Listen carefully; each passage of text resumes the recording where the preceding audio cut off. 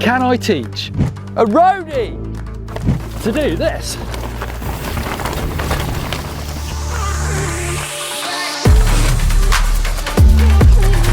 In the past, we've invited our road cycling friends over at GCN to come and try mountain biking with varying degrees of success. Neil!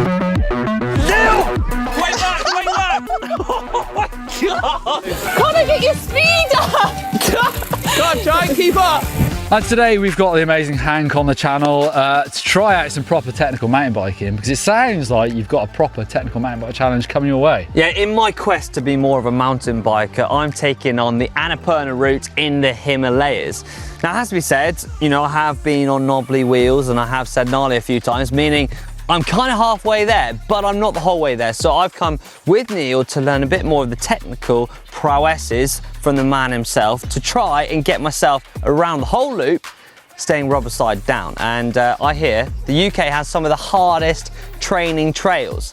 I mean, it's the perfect training ground. Well, yeah, I mean, I don't know really what to expect to find in the Himalayas, but it sounds like a mega challenge. And well, let me tell you, mate, Everest is there. Well, I know that, I do know that. Hopefully you're not riding up that. No. But we're in the Shropshire Hills. Like I say, it's not the same, but actually it's pretty hard work, and hopefully we can coach you through a few things today. Yeah, I'm excited for it, and hopefully this will give me that bit more confidence when I hit the Himalayas. And I'm doing it all in white socks because, well, I'm that cool. And you dress like a mountain biker today, so that's a start. Bit of lycra though. Never too far away. Neil!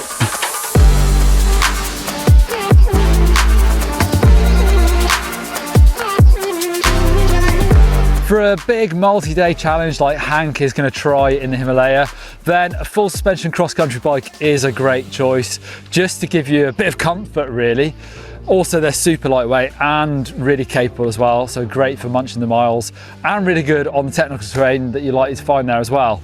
For this, I would say running tyre pressures around 28 to 30 is fairly hard, but actually if you're in rocky terrain, sometimes on the lightweight cross-country tyres, you need them quite hard to deal with the rocks. Also, you've got plenty of space on this bike for adding bags for those longer rides. You've got 2 bottle cages. I would definitely go prepared with lots of water and strap in as many tools and spares I can to on the bike.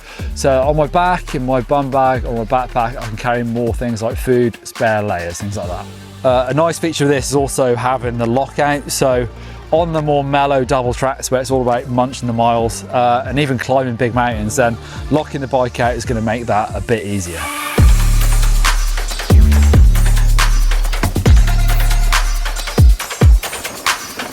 Right, Hank, I've done some research on the Annapurna loop, and a lot of it looks obviously high altitude, kind of wide double track fast, but I'm sure in the Himalayas at some point you're going to find yourself on some hiking paths that are likely to be rough, rocky, probably exposed. High altitude, you're probably going to be fatigued as well. So start off here, like I said, in the Shropshire Hills, not quite the same, but it is rocky and rough where we are, and we'll talk about trying to unweight, so you're kind of trying to make your life easier through the rough stuff. So one of the most important things about getting through rough terrain is line choice, which we'll get to in a minute, because sometimes you can just ride around it. If you can't ride around rough stuff, then it's normally, what I'll try to do is kind of unweight the bike. So it's a bit like a bunny hop, but it's a much smaller one, and it takes much less energy as well. So you're just skipping off the ground so that you're not smashing into these obstacles. Sometimes these rocks can just like rob you of momentum. Sometimes they're so rough that, you know, you're gonna get bounced around or potentially crash. So it's kind of thinking about where you're heavy on the bike and then where you're light, and trying to time that right so you're light over the bits that you need to kind of unweight over. So I'll show you here. I mean, I don't know how many tree roots you'll find, but you might do. But it's a nice little trick of mine is to ride quite close to the tree, because obviously the sort of roots splay out. So it's a smaller kind of unweight you need if you go close. And I'll try and get up and over. Obviously, if this was wet as well, it'd be really slippery. But today I'm just trying to take that impact out of the equation.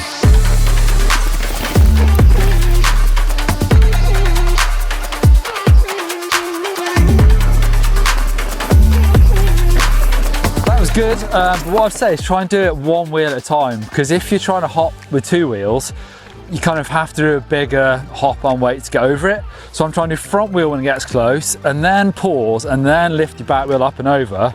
Like I say, it's just kind of a safer way of doing it.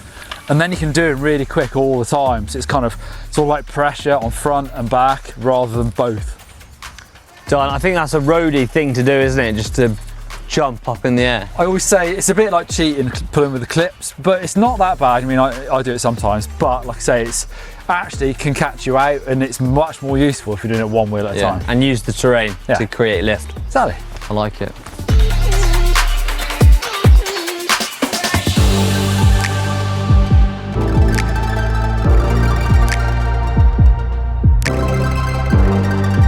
Hank, you might also find stuff like this, like a downed tree or even rocks that you it's more sort of energy efficient to try and actually ride over them. You don't have to be perfect. Sometimes what I'll do is I'll think about kind of tapping them. It's a bit like trials motorbikes where you'll tap your front wheel with weight off it and then try and bring your weight up and forward as your back wheel taps it. You could opt for a proper bunny hop. Do you reckon you could hop over that? Yeah, no problem. All right. But actually hopping is going to take more energy as well. So let's go for a middle ground. Try and manual your front wheel over, and then as you're doing that, bring your weight up and forward so your back wheel then taps it without any weight on it. Okay. I'll show you. Sounds easy. Ah, so you're coming with a bit of speed, and it's that weight distribution. Throw that weight over. My turn. I would start on this side, it's a little bit smaller, and like I say, just try and get your front wheel up and over. Doesn't matter if it taps it. And What then, do you mean start on here? Yeah, as long as you clear your chain ring, get a feel for it. I can roll over that one. I need to get that one, Neil. Let's try it one first. Okay, bet. Nice. That's good. I liked it. So you don't need to hop everything. If it was a bit bigger, you might need to tap a bit more. So maybe we'll try the bigger side. But it's really all about clearing your chain ring, and then your momentum should carry over. The interesting thing is, Neil makes it look easy, but someone who's not used to riding a mountain bike, it can seem that bit difficult, but I think it's all about commitment, coming in with a bit of speed, bit of inertia, a bit of energy, and that can always help you over. Right, time to hit the big one. Yeah.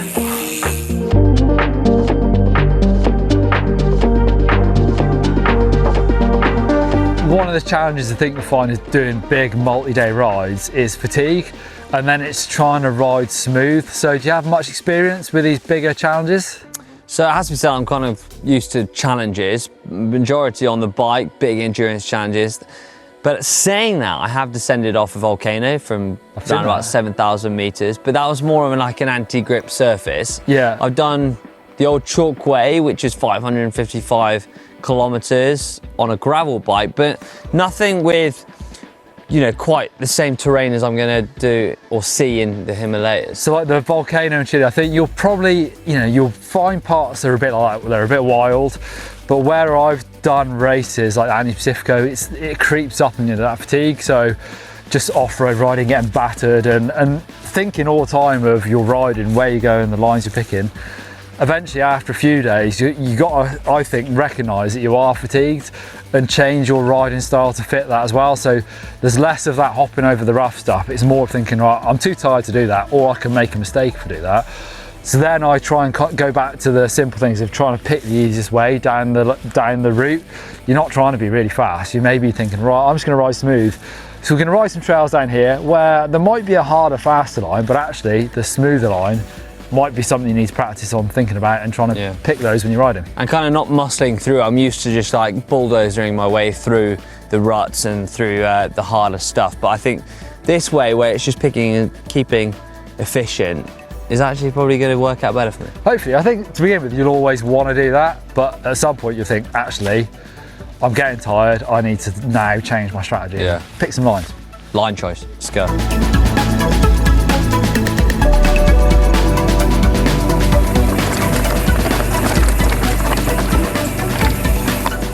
Look at him go, bombing. Sometimes the line choice can be really simple, like this part of the trail is actually quite rough, quite bumpy, with braking bumps. And what I look for here, if I'm trying to save energy, ride smooth, is actually to try and come out of them a little bit. Whereas you've got a bit of almost a berm and a bit of support on the outside, actually conditions like today, it's dry enough. If I come just a foot inside, can see the trail is much smoother. Might not be quite as fast, but I'm going to get way less tired. Sometimes line choice isn't kind of obvious, you know, sometimes going wide for corners is great because you open up, but quite often off-road you have to kind of deal with the terrain. So if it's rough, you know, if I go too wide here, I'm going past the point where I've got any support. So actually I'm going to stick quite wide, but you can see there's a bit of a berm almost, it's going to send us off right. So it's always trying to read the track in front of you.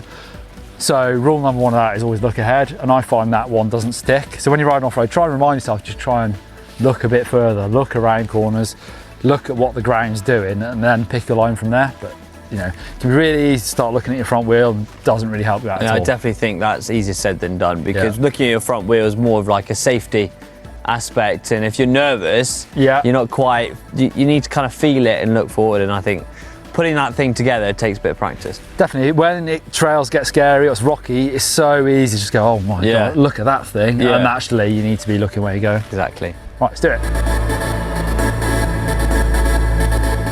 Steep hills and steep descents are my nemesis. I really struggled to get it right, and well, to show you how wrong I get it, here's a little clip from the last time I was out training with Neil.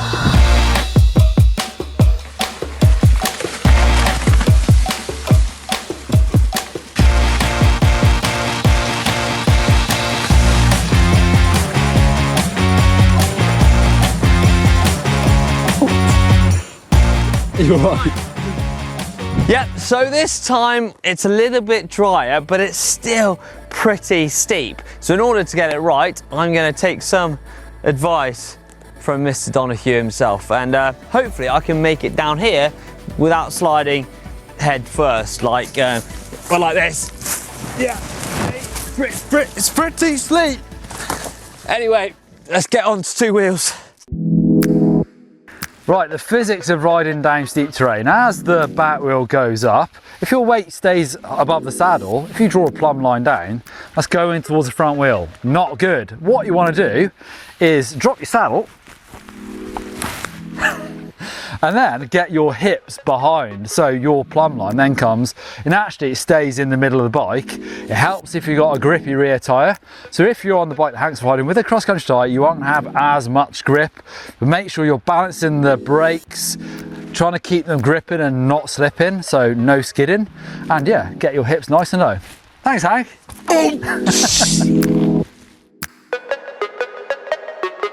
An important part of this is not going too far back on the bike too soon. You're trying to match your body position to the terrain and your brakes. If one wheel's locking up, then either you're pulling too hard or there's not enough weight on it. So low and back, and then try and feather the brakes. Brake as hard as you can. Try and be smooth, because we've got a bit of a rut to deal with down here as well. So look where you're going, and keep the wheels turning, keep the momentum going, not start, stop, start, stop.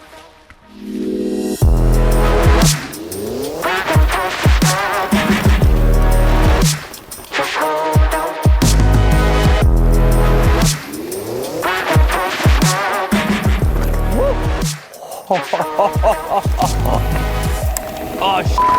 I've locked out my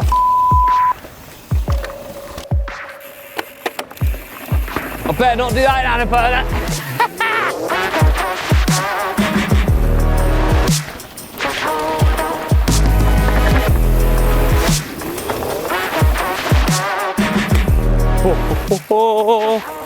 Nice. Right, Hank, you're looking good. Riding way smoother than last time I saw you, mate. So I think I'm confident in you this time. Yeah, I feel good. Thanks for the tips. I think they're all beneficial to anyone who's kind of starting out from mountain biking, going on some rougher stuff. But the best takeaway points is that weight back, keeping nice and controlled over the brakes, and kind of feel your way through it and look forwards. I think those are my biggest takeaways. And where can we see you riding around Annapurna? So on GCN Plus, it'll be hitting. So yeah, Annapurna, watch out for it, because it's going to be 1 in a million, and I think you should definitely go and watch it if you want to even have a little taste of what the Himalayas has to offer. Thumbs up if you like seeing Hank on a mountain bike, I do. Yeah, please give me a thumbs up. I need to get back on GMBN. Take care. Leave us a comment. Yeah.